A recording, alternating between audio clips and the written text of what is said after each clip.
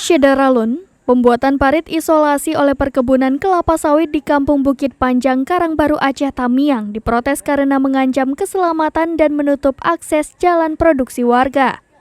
Warga telah melakukan protes sejak pengerjaan hari pertama pada Kamis 20 Oktober 2022 lalu.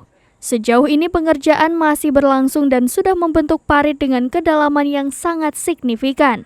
Kepala Mukim Simpang 4 Muhammad Ridwan ketika mendampingi peninjau langsung Ketua DPRK Aceh Tamiang bersama anggota pada Senin 24 Oktober 2022 siang mengatakan, perusahaan telah bertindak arogan karena tidak menggubris surat balasan dari pihaknya.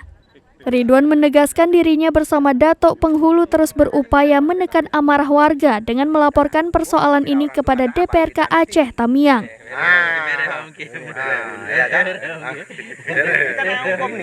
Makanya saya hubungi Pak Kapolsek. Iya, hubungi semua. Sebelum perpanjangan HGO dia udah melakukan action di lapangan. Nanti pemerintah dimintakan dirugi ketika nggak berpanjang. Ini yang sering terjadi, Pak.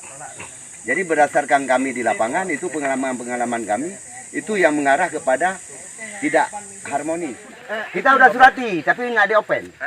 Kita udah surati beliau. Dan sebelum pengorokan ini kami sudah konsultasi sama pihak yang berkaitan di sini. Saya bilang ini jangan dikerok. Wakil Ketua DPRK Aceh Tamiang Fadlon yang saat ini meninjau lokasi mengakui kalau pembangunan parit tergolong ekstrim. Makna ekstrim ini merujuk pada pengerukan lubang yang sangat dalam sehingga membuat akses jalan produksi masyarakat terganggu.